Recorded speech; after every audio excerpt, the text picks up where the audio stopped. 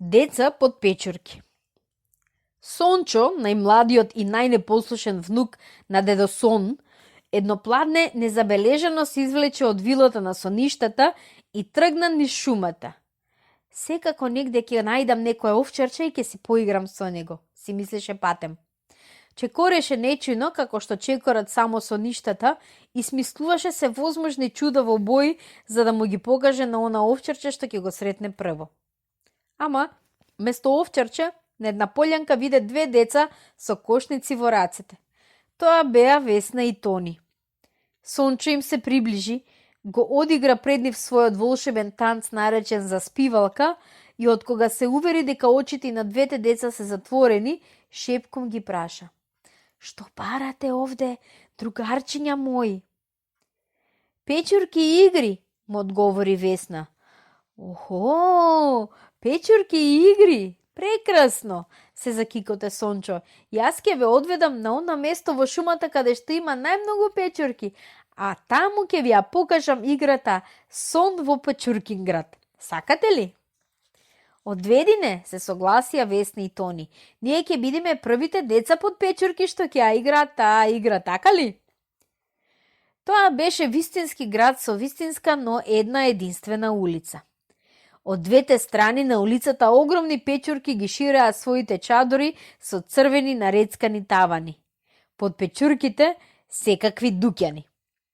Весна и Тони, фатени рака за рака, одеа во средината на улицата што вриеше од многугласна пазарна врева.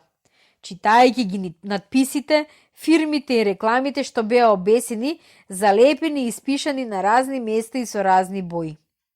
Пред една продавница за мравја конфекција беше навезено: "Располагаме со карирани кошули шиени по последна мода. Квалитет одличен, практично и ефтино.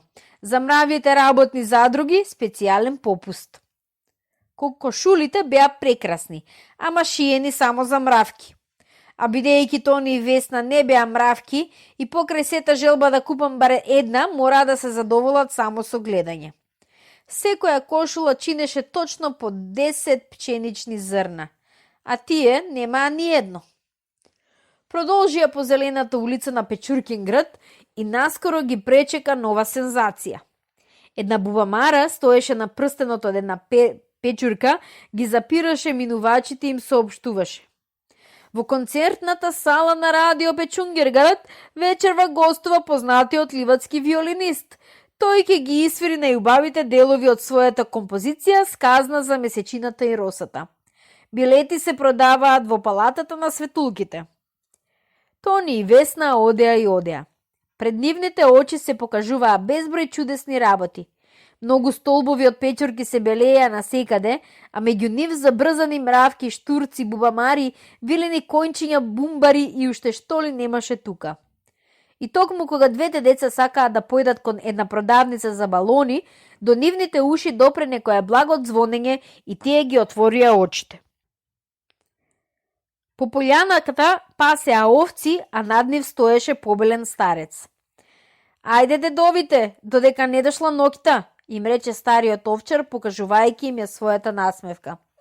"Ама печурките, оние со црвени тавани и прстени, градот, дуќаните," сонливо почнаа Весна и Тони.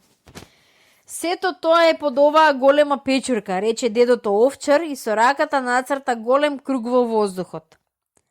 Небото беше сино и чисто, а шумата дишеше со спокојството на заодот.